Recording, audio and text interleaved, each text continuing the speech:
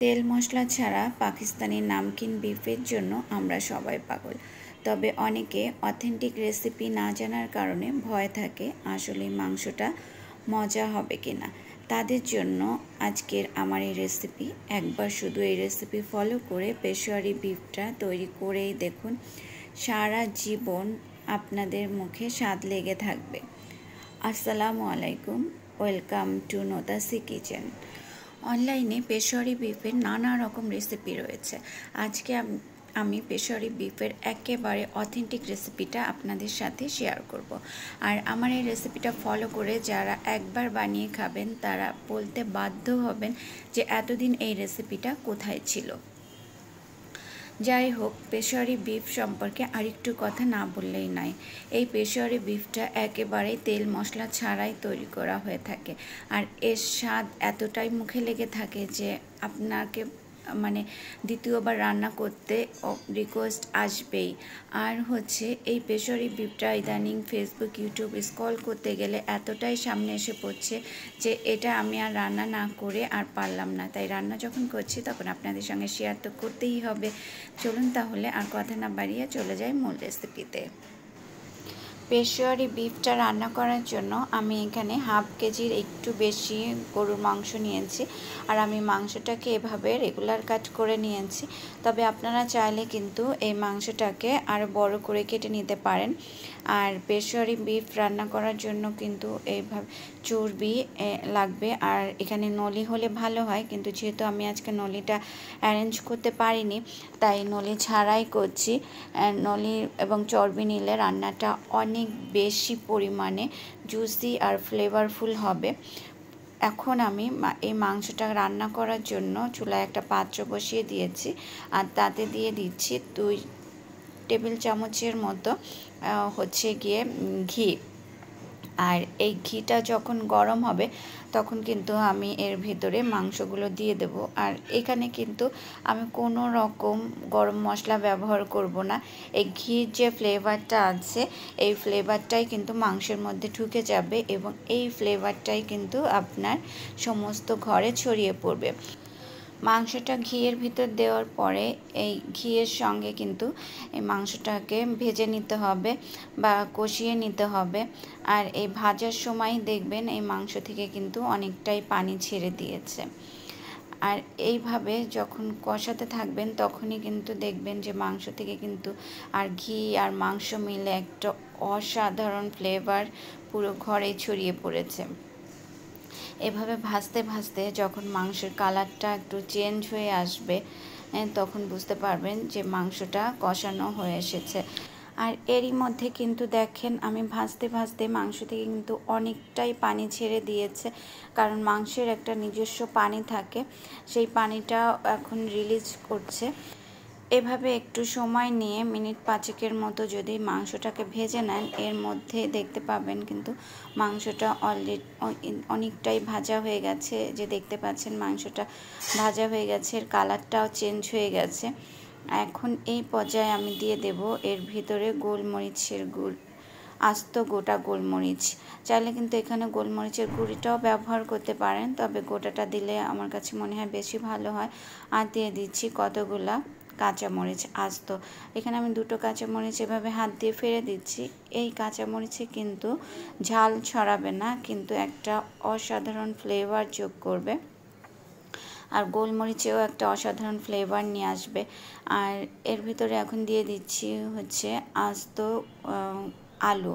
আর এই আলুগুলো কিন্তু অবশ্যই দিতে হবে, পেশোয়ারি বিফে কিন্তু এরকম আস্ত আস্ত আলু ব্যবহার করতে হবে।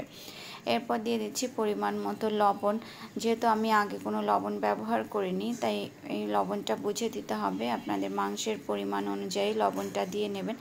সব কিছু দেওয়ার পরে আমি কিন্তু আবার ভালোভাবে মাংসটাকে একটু ভেজে নিচ্ছি। এই ধরেন আমি 2 মিনিটের মতো একটু ভেজে নিয়েছি।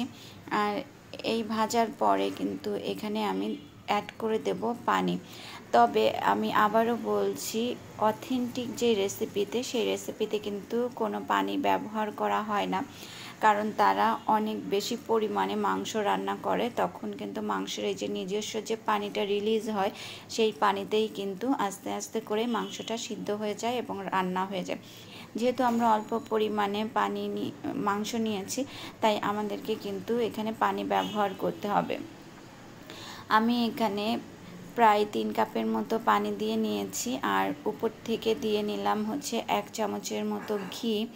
আর এই ঘিটা কিন্তু টোটালি অপশনাল, আপনারা চাইলে কিন্তু এখানে স্কিপ করতে পারেন, ঘিটা না দিলেও চলে। অথেন্টিক রেসিপিতে ঘি না দেয় না, তবে আমার কাছে এই ঘিটা দিলে একটু ফ্লেভারটা ভালো আসে, সেই জন্য আমি দিয়েছি। আর অবশ্যই কিন্তু এখানে গরম পানি ব্যবহার করতে হবে, কোনোভাবে কিন্তু ঠান্ডা পানি ব্যবহার করা যাবে না। কারণ হচ্ছে যদি আপনি ঠান্ডা পানিটা ব্যবহার করেন, তাহলে দেখা যাবে কি আপনার মাংসটা সিদ্ধ হবে না, শক্ত হয়ে যাবে এবং মাংসটা জুসিও হবে না। আর যদি মাংসেতে গরম পানি ব্যবহার করা হয়, তাহলে মাংসের টেস্ট কিন্তু দ্বিগুণ বেড়ে যায়। এখন আমি একটা ঢাকনা দিয়ে ঢেকে দেব, আর চুলোর জালটাকে আস্তে করে দিয়ে দেব। আর এই ঢাকনাটা কিন্তু যদি কোনো ফুটো থাকে, এটা বন্ধ করে দিতে হবে। আর যদি আপনাদের কাছে আটা থাকে, আটা দিয়ে 4-5টা লাগিয়ে দিয়ে তারপর দিতে পারেন। আমি একটা ফয়েল পেপার দিয়ে লাগিয়ে দিচ্ছি। আমি প্রথমে ফয়েল পেপারটা হাঁড়ির মাপে কেটে নিয়েছি, নেওয়ার পরে তারপরে এভাবে ফয়েল পেপার দিয়ে খুব ভালোভাবে ঢাকনাটা আটকে দিয়ে চুলোর জালটা কিন্তু একদম লোতে করে দিয়ে আমি এভাবে রান্না করে নেব প্রায় 2 থেকে 3 ঘন্টার মতো, যতক্ষণ পর্যন্ত আর কি না হচ্ছে। আর এইভাবে ফয়েল পেপার দেওয়ার ফলে কিন্তু আপনার বাষ্পটা কোনো দিক থেকে আর বের হতে পারবে না, বাষ্পটা ভিতরে আটকা থেকে মাংসটা সিদ্ধ হয়ে যাবে। আপনারা চাইলে কিন্তু এটা প্রেসার কুকারেও করে নিতে পারেন। আমি এখন একটু ফয়েল পেপারটা খুলে দেখব আমার মাংসটার কী অবস্থা।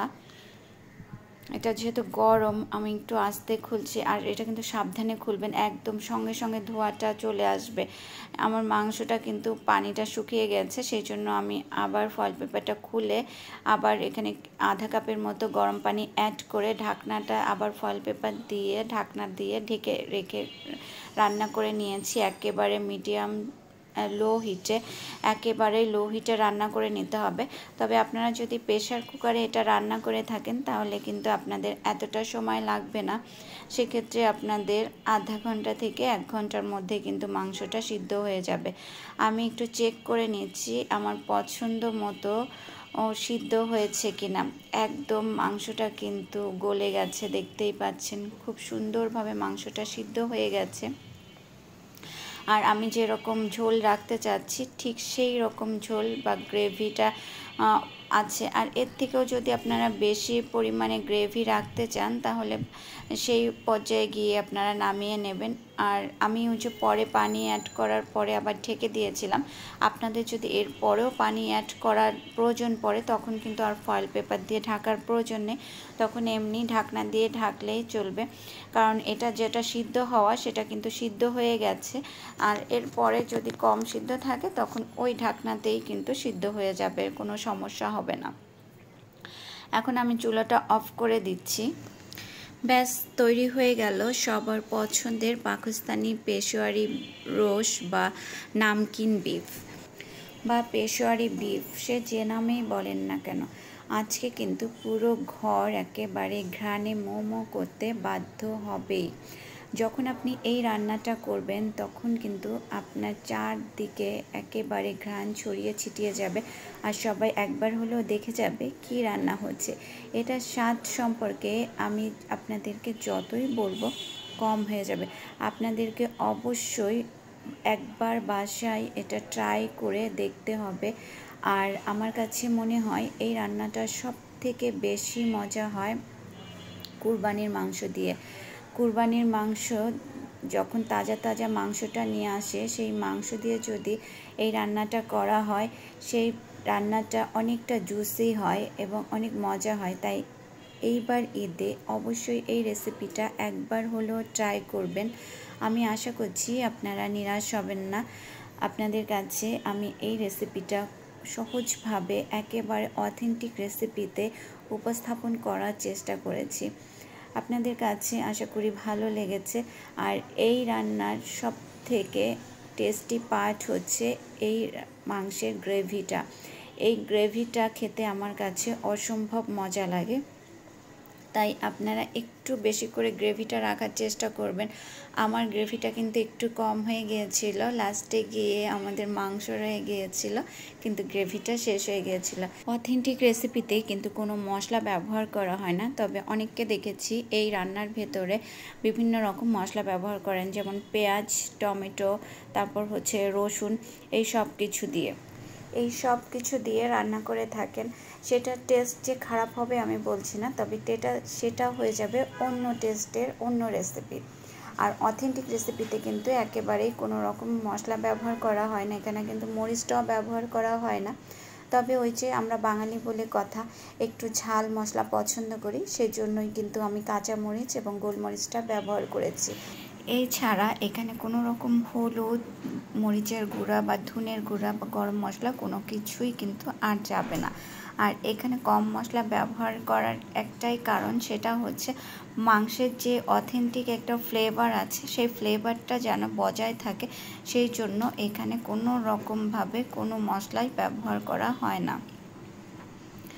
আশা করছি আজকের রেসিপিটা আপনাদের কাছে ভালো লেগেছে, আর ভালো লাগলে অবশ্যই আমার চ্যানেলটাকে সাবস্ক্রাইব করবেন এবং পাশের বেল বাটনে প্রেস করে রাখবেন।